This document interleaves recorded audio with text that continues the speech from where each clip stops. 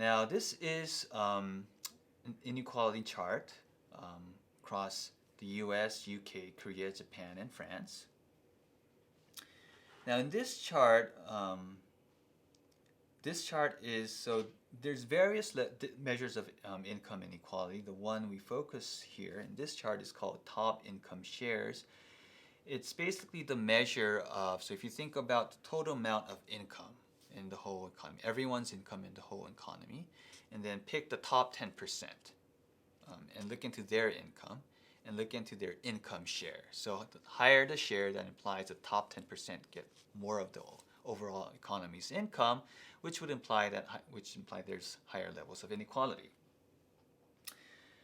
Now this goes for a very long period. If you go back in the early 1900s, inequality was very high, right?